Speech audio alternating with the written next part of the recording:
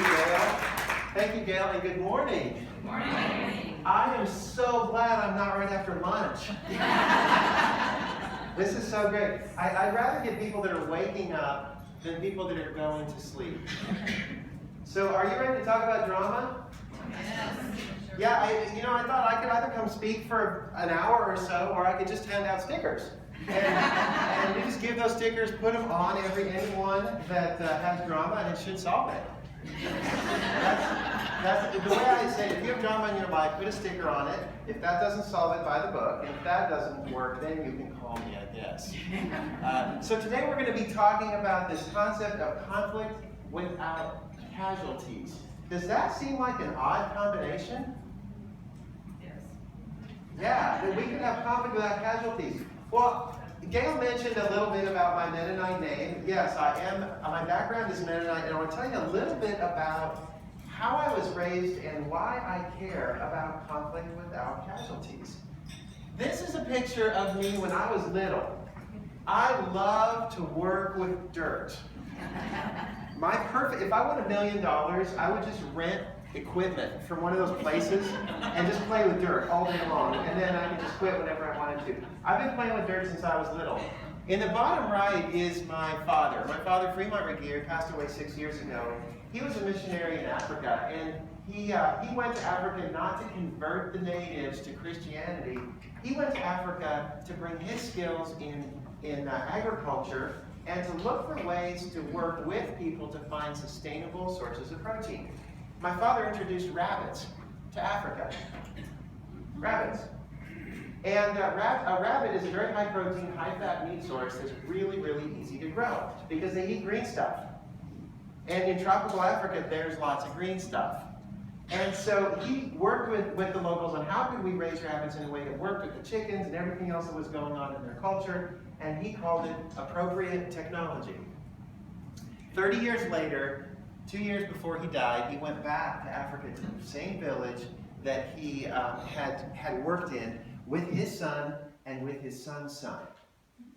Yeah, it wasn't me. Didn't bring me on. It was my brother. And they went back, and when they got to the village, they saw that the locals were still raising rabbits. And they had evolved it and adapted it, and it was still going on. And what an amazing example of being able to work with people in a way that helps them empower themselves, helps them use their own natural resources to be successful, and doesn't rescue in a way that builds dependence.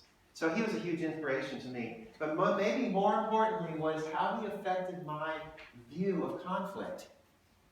This is a picture of a fire, and it's not the actual fire I'm going to tell you about, but it was a very formative experience in my life. I was 8 years old, and I had gone to sleep in our house in Zaire, Africa. And like many nights, we had ended the evening out around a fire with local chiefs, local elders, people visiting and talking, and I fell asleep on my mom's lap, as I did many, many nights. And they probably carried me into bed or helped me walk into bed and I was asleep. And I was awakened by bright light outside the window. And when I got up and looked out, I saw that there was a fire, a blazing fire in the backyard, an inferno where there had been our little fire in all of our wicker chairs. And I noticed, through the flames, a wicker chair in the fire. And I saw two shapes outside, around the silhouettes around the fire, and I knew that one of them was my dad. I could tell, but the other one, who was that? And I was afraid. And what I recognized is this was the town schizophrenic. Now, back in those days, they didn't call it schizophrenia, they called it demon possession. This was the town demon-possessed person, and he did a lot of weird, crazy things. Well, that night, he had come by after we had all gone to bed and started throwing all of our wicker chairs onto the fire. And I watched my dad talk to this guy and engage him, and eventually, over the course of about 5 or 10 minutes, the two of them were sitting in the only two wicker chairs left, having a conversation while the fire died down. I was so impressed with my father's ability to take this potentially dangerous conflict situation and be able to turn it into an effective conversation with someone. And so I watched him do things like that. I watched my mother do things like that their whole lives. And so I became convinced that conflict doesn't have to be destructive. Nelson Mandela was in prison when I was in high school in Botswana. During that time in the 1980s, Botswana was the only functioning black democracy in Africa. Right next to South Africa, which is still under apartheid rule, Nelson Mandela was in prison.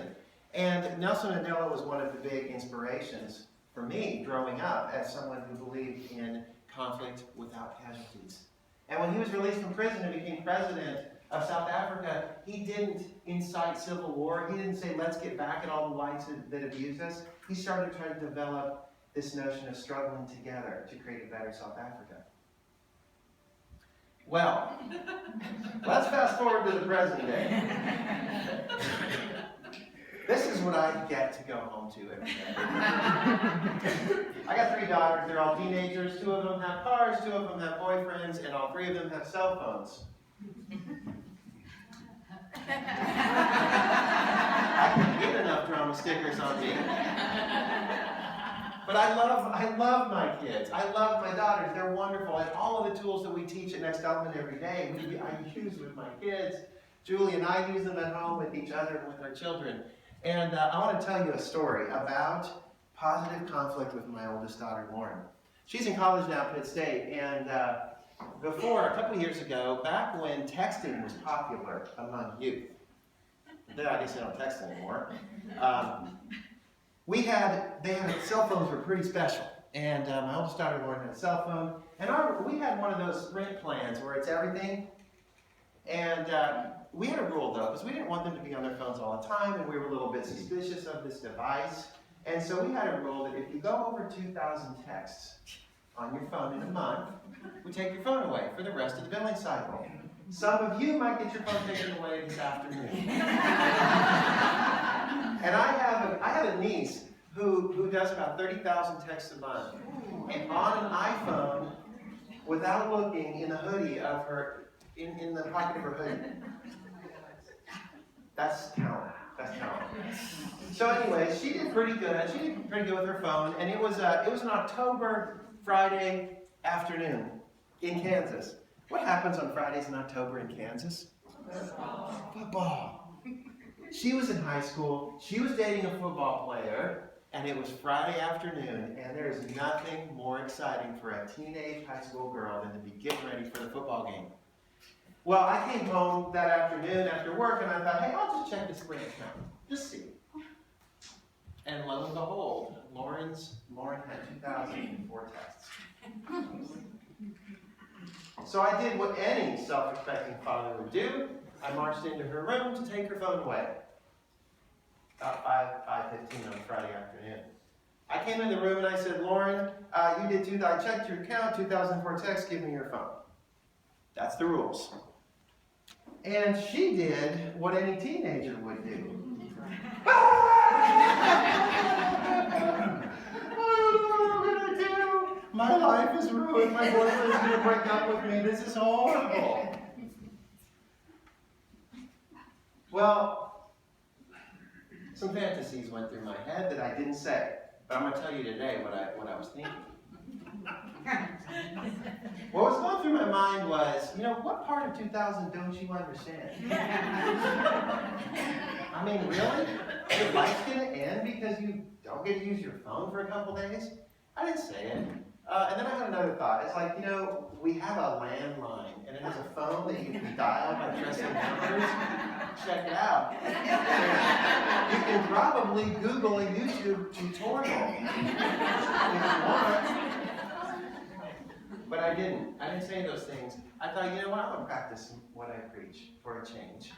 I'm going to try something that we've been working on at work, and it's called the Formula for Compassionate Conflict. And it's a method of connecting with somebody, holding them accountable in a spirit of dignity, and not throwing anyone under the bus. So here's what I said. I said, Lauren, gosh, I can tell you're upset. I get it. I'd be willing to work with you on some solutions for how you can get through the next few days without your phone. How's that sit? Sounds like it doesn't sit too good with you. Well, she looked at me like a kid that's trying to push the buttons of their parent. They're trying to get a fight going and they didn't get what they were looking for. And so she did what any good teenager would do. She went to plan B. She stopped crying right away. She was like, Dad, You're the worst dad ever. Nobody has such stupid rules. None of my friends have such ridiculous limitations. You haven't even talked to their parents. You have no idea what you're doing. That is the dumbest thing ever. You're an ogre, and if my boyfriend breaks up with me,